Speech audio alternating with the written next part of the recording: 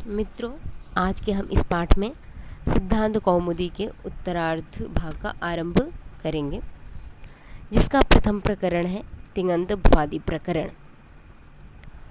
यह सर्वविदित है कि संपूर्ण शास्त्र में तिङन्त और सुबंत दो प्रकार के शब्द उपलब्ध हैं, जो कि प्रातिपदिकों से सुप्रत्ययों का विधान किया जाता है तथा धातुओं से तिङ प्रत्ययों का विधान किया जाता है। सुबंत शब्दों का विस्तार से विवेचन हम पूर्वार्ध भाग में कर चुके हैं। इस उत्तरार्ध भाग में तिङन्त से आरंभ करते हैं। तो तिङ जिसके अंत में है वो तिङन्त होता है। तो तिङ प्रत्ययों का विधान धातुओं से किया जाता है। वो धातु पाठ में जितने भी परिगणित लगभग 2000 धातुएं हैं, उनसे तिङ प्रत्ययों का विधान किया जाता है तथा सन्नन्त, यङन्त, यङलुगन्त नाम धातुओं से भी तिङ प्रत्ययों का विधान किया जाता है।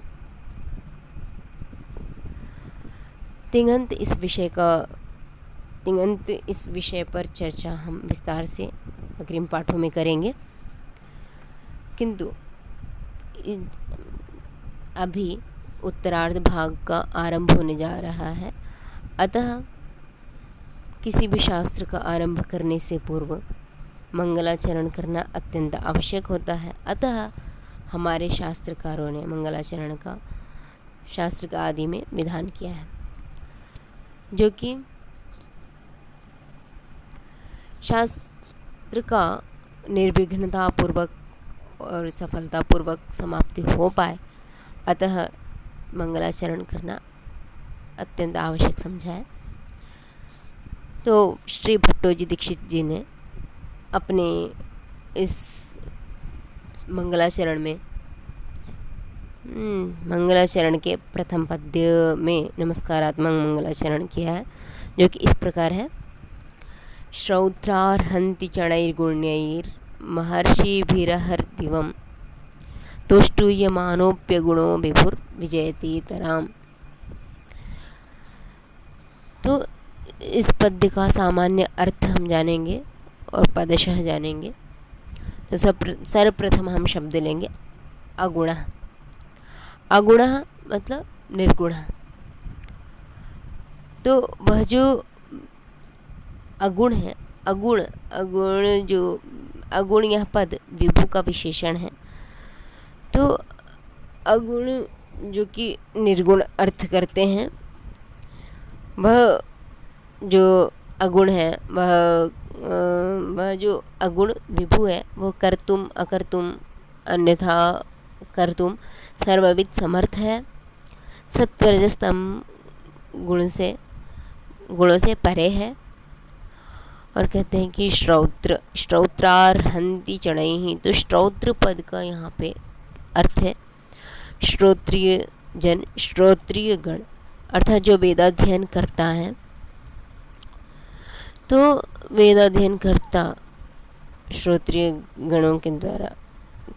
तो ये संपूर्ण पद है श्रोत्रार्हन्ति चणैः। तो पदशः अर्थ होगा श्रोत्रिय गण।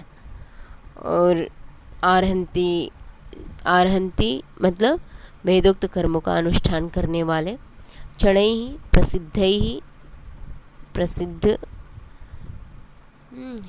प्रसिद्ध जो जन है। तो श्रौत्रार्हन्ति चणैः ये महर्षि भी का विशेषण है। इस प्रकार गुणैः, गुणवद् भी गुणियों के द्वारा, महर्षि भी महर्षियों के द्वारा। तो इन सभी विशेषणों का श्रौत्रार्हन्ति चणैर्गुण्यैः महर्षि भी का विशेषण है। तो संपूर्ण ये हो गया कि जो वेदाध्ययन करता है, श्रोत्रिय गण है, वो वेदोक्त कर्मों का अनुष्ठान करने वाले प्रसिद्ध एवं गुणी जन जो है, महर्षि हैं, उनके द्वारा हरदिवम प्रत्यहम प्रतिदिन तो स्तूयमानः स्तुति किए जाने वाले जो अगुण विभु है, जो सर्वत्र व्यापक है, विजयतेतराम विजय को प्राप्त हो, वो विजय को अर्थात विजय को प्राप्त होते हैं, इस प्रकार का स्तुति किया जा रहा है। तो इसमें क्या है कि अगुण का जो अर्थ क्या है निर्गुण, इसका दो अर्थ भी लेते हैं, निर्गुण भी सगुण भी, क्योंकि स्तुतिकरण जो होता है वो सगुण से ही किया जाता है और उन्हीं की विजय की कामना होती है, अर्थात उन्हीं को वहीं विजय को प्राप्त होते हैं। तो इस प्रकार है, तो यहाँ पे सगुण और निर्गुण दोनों ही अर्थ लिया जाता है। पूर्वार्ध श्लोक है पद्य। पूर्वार्धे कथिता स्तुर्य पंचमाध्यायवर्तिनः प्रत्यया अथ कथ्यन्ते तृतीयाध्याय गोचराः। तूर्य अर्थात चतुर्थ और पंचम अध्याय में जो प्रत्यय दिखाई देते हैं, जो प्रत्यय वर्णित हैं, जिन प्रत्ययों का विधान किया गया है, वो पूर्वार्धे कथिताः पूर्वार्ध में कहे जा चुके हैं। अथ तृतीयाध्याय गोचराः अब तृतीय अध्याय में जो प्रत्यय गोचर होते हैं, तृतीय अध्याय में जो प्रत्यय का विधान किया गया है, प्रत्ययों का विधान किया गया है, वो उत्तरार्ध में कहे जाएंगे,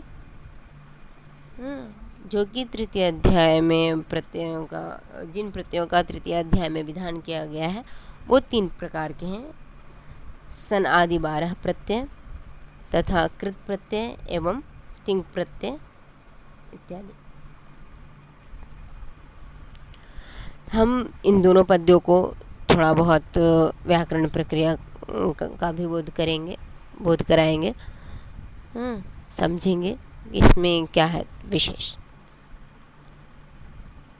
तो पदशः इसका भी विश्लेषण करेंगे। तो श्रौत्र शब्द, श्रौत्रार्हन्ति चणैः, यह एक पद है, किंतु हम पदशः करेंगे तो श्रौत्र का सर्वप्रथम हम विग्रह करेंगे। श्रौत्रियस्य भावः, श्रोत्रियस्य भावः श्रौत्रम।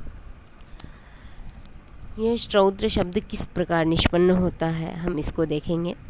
तो श्रोत्रिय शब्द है, श्रोत्रिय शब्द से हायरांत युवादिभ्यो, इस सूत्र में एक वार्तिक पढ़ी गई है। श्रोत्रियस्य यलोपश्च, इस वार्तिक के द्वारा अण प्रत्यय का विधान तथा यलोप होता है। तो श्रोत्रिय शब्द है, अण प्रत्यय का विधान किया, अण में अण प्रत्यय का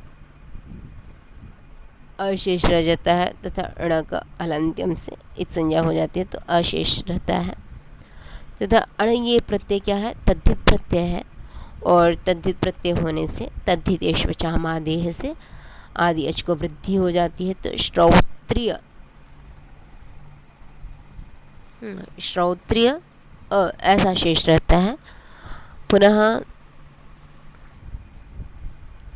पुनः यकार का लोप हो जाता है इसी वार्तिक से, श्रोत्रिय से लोपश्य से। तो श्रोत्री शब्द बचता है केवल पुनश्च यस्येति च, इस सूत्र से तद्धित, ये क्या तद्धित प्रत्यय परे रहते, इकार का लोप हो जाता है। तो श्रौत्र इस प्रकार शब्द निष्पन्न होता है। तो श्रौत्र शब्द बना। पुनश्च द्वितीय पद है आर्हन्ति, इसका विग्रह अर्हतो भावः आर्हन्ति। तो ये क्या है, आर्हन्ति शब्द जो निष्पन्न होता है वो क्षत्रिय प्रत्यांत है, मूल शब्द है अर्हत। तो गुणवचन ब्राह्मणादिभ्यः कर्मणि च, इस सूत्र में एक वार्तिक पड़ा है अर्हतो नुम च, अर्हतो नुम च। अर्हत शब्द से नुम प्रत्यय का अर्हत शब्द से शय प्रत्यय एवं नुम का विधान किया गया है। तो अर्हत शब्द है, उससे नुम करेंगे तो मिदुचुन्त्यात् से अंतिम अच से पूर्व करेंगे तो अर नुम त ये बचेगा। पुनः शय प्रत्यय भी करेंगे तो अरहंत शय, शय में य का हलंत्यम से इत्संज्ञा तथा श का श प्रत्यय से शकार की भी इत्संज्ञा हो जाएगी। तो अरहंत और नुम में भी न ही केवल शेष रहेगा इत्संज्ञा होने के पश्चात। तो अरहंत इस प्रकार शब्द रहा। ये शय प्रत्यय भी तद्धित है, तद्धित होने से तद्धित इश्वचामादेश से इसमें भी आदि अच को वृद्धि होकर आरहंत शब्द बना। पुनः यह शय प्रत्यय क्या है, शित है, शकार इसमें इत गया है तो शित्वाद क्या हो जाएगा, शित गौरादिभ्यश्च से नीश प्रत्यय करके आरहंती इस प्रकार का शब्द निष्पन्न होगा। और यकार का जो शय प्रत्यय का यकार का भी हलस्तद्धित से शय प्रत्यय का यकार का लोप कर देंगे तो आरहंती इस प्रकार का शब्द निष्पन्न होगा। अब संपूर्ण पद है श्रौत्रार्हन्ति चणैहि, तो इसका संपूर्ण समास क्या होगा, श्रौत्रंच आर्हन्ति च इति श्रौत्रार्हन्ति ताभ्याम श्रौत्रार्हन्तिभ्याम श्रौत्रार्हन्तिभ्याम वित्ताः श्रौत्रार्हन्ति चणाः तैः श्रौत्रार्हन्ति चणैः, इतरेतर द्वंद्व समास किया है। तो यहाँ पे चण शब्द का अर्थ है, प्रसिद्ध अर्थ लिया है, निपुण अर्थ लिया है। तो इसे तेन वित्तश्च चणप, इससे चण प्रत्यय करेंगे तो चण प्रत्यय करने से वही श्रोत्रार्हन्ति चणैः ये तृतीयांत बहुवचनांत का रूप प्रयोग किया है। तो चण प्रत्यय करके इस तरह का शब्द बनेगा श्रोत्रार्हन्ति चणैः। गुण्यैः, ये क्या है, गुण शब्द से रूपादाहत प्रशंसा योर्या। इस सूत्र में अन्योभ्योपि दृश्यते वार्तिक से यप प्रत्यय करेंगे तो गुण शब्द से यप प्रत्यय करेंगे तो गुण्य बनेगा, जिसका तृतीय बहुवचनांत में गुण्य ही बनाया है, गुणवद भी। और अग्रिम पद है महर्षि भी। तो महांतश्च ऋषयश्चेति, महर्षयः तैहि महर्षि भी। तो इसमें कर्मधारय समास किया गया है और महत् शब्द मूल है तो आन्मत समानाधिकरण जातीय योह से इसमें आत्व हो जाता है तो महर्षि भी इस प्रकार का शब्द निष्पन्न होगा इसमें। तो ये जितने भी हैं श्रौत्रार्हन्ति चणैः गुण्यैः, ये महर्षि का ही विशेषण है। आहर्दिवम अग्रिम पद है। तो अहश्च दिवाचेति, आहर्दिव यह विप्सा में द्वंद्व निपातित किया गया है। ये जो पाणिनीय सूत्र है उससे, इसी सूत्र से निपातन किया गया है, जो कि सूत्र है अचतुर विचतुर सुचतुर स्त्री पुंस धेन्वन डुहर्क साम वाग्मन साक्षी भ्रुवदार गबुर्वष्ठीव पदष्ठीव नक्तम दिव सरजस निश्रेयस पुरुषायुष द्व्यायुष त्रयायुषर्घ्य जुष जातोक्ष महोक्ष वृद्धोक्ष पशुनगोष्ठश्वाः। इस सूत्र से ही द्वंद्व निपातित किया गया है आहर्दिवम में। अग्रिम पद है तोष्टूयमानः। तो ष्टु स्तुतो धातु से यंग प्रत्यय करके तोष्टूय बनाएंगे। इस यंगंत से कर्म में शानच प्रत्यय करेंगे तो तोष्टूय शानच, पुनः सार्वधातु के यक से यक करेंगे तो तोष्टूय यक शानच, शानच का आन शेष रहेगा। पुनः आने मुख से मुख आगम करके तोष्टूयमानः इस प्रकार का शब्द निष्पन्न होगा। अग्रिम पद है विजयतेतराम। वस्तुतः जीजय धातु परस्मै पदी है जी धातु परस्मैपदी है, किंतु विपराभ्याम जे है, इस पाणिनीय सूत्र से भी और परा उपसर्ग पूर्वक जी धातु का प्रयोग होता है तो आत्मनेपदी ही होती है। तो यह आत्मनेपदी मानी जाएगी धातु।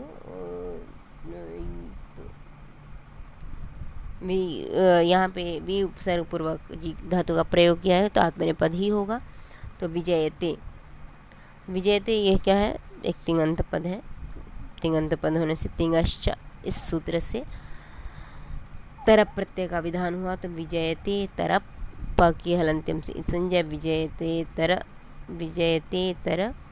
पुनः किमेत्तिंग अव्ययघादाम्ब द्रव्य प्रकर्षे, इस सूत्र से आम प्रत्यय का विधान करके विजयते तराम, इस प्रकार का शब्द निष्पन्न हुआ।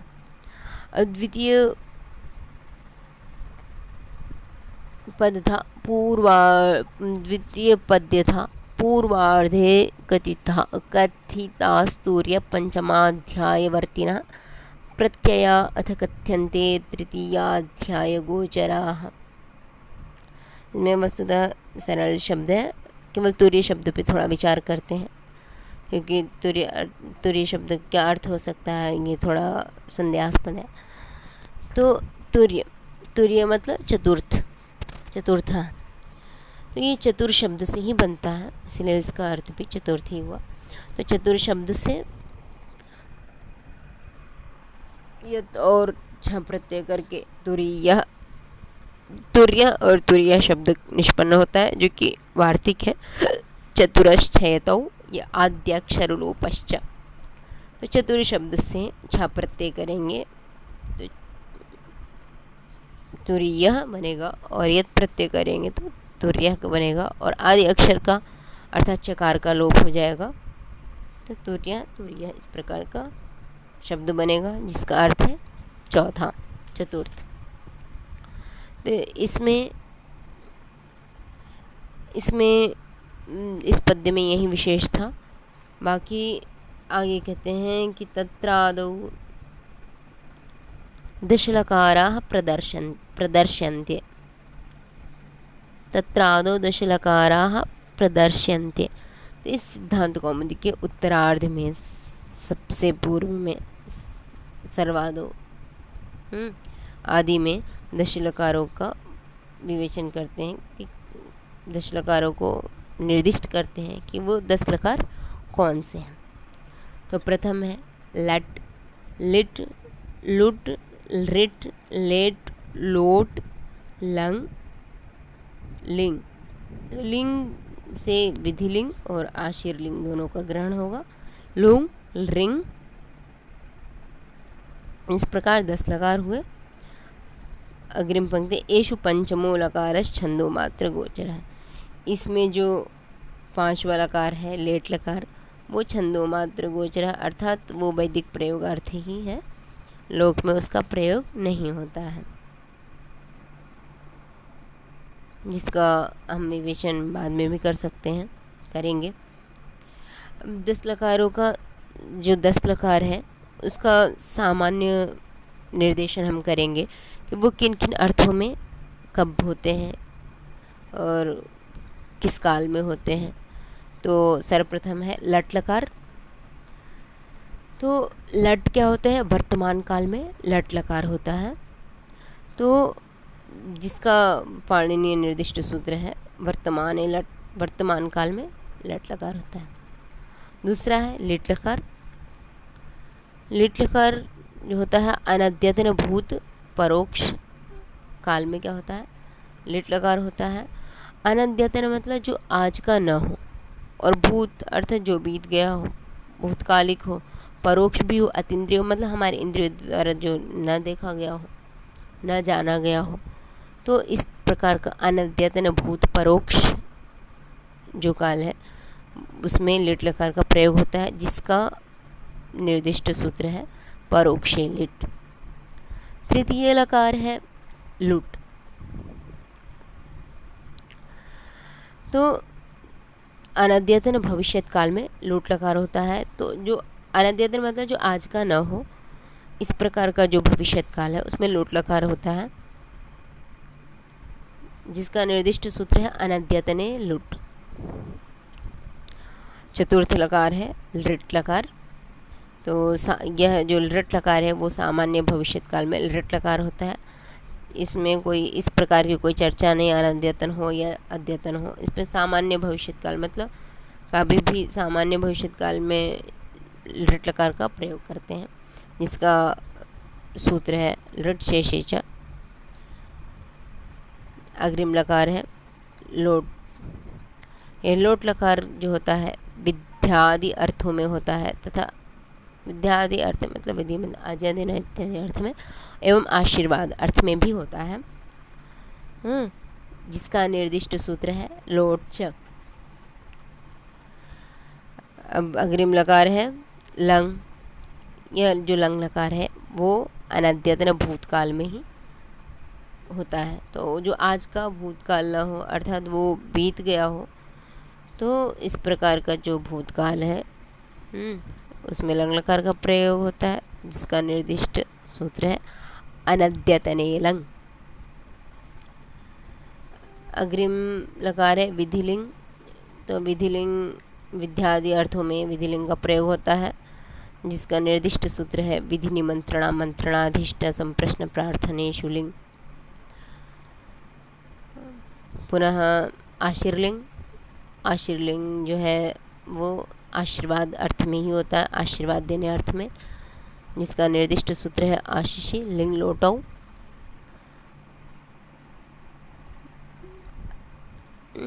अग्रिम लकार है लुंग लकार। यह सामान्य भूतकाल में लुंग लकार होता है, तो जिसका निर्दिष्ट सूत्र है लुंग। अंतिम लकार है लिंग। लिंग लकार। तो ये होता है लिंग निमित्त। लिंग निमित्त हो अर्थात हेतु मत भावादि हेतु मत भाव जहाँ पे हो, और क्रिया का जहाँ पे अतिपत्ति हो रहा हो अर्थात अनिष्पत्ति हो, क्रिया का जहाँ अनिष्पत्ति गम्यमान हो, ऐसी जगह पे क्या होता है लिंग लकार का प्रयोग होता है, जिसका निर्दिष्ट सूत्र है लिंग निमित्त लिंग क्रियादिपत्तौ। वस्तुतः हम इन सभी लकारों का तत्त स्थलों में तत्त सूत्र सहित हम विस्तार से इसका विश्लेषण करेंगे, जानेंगे, समझेंगे। तो मित्र, आज के पाठ में बस इतना ही। आगे जो विशेष चर्चा करेंगे हम अग्रिम पाठों में करेंगे। अस्तु, धन्यवाद।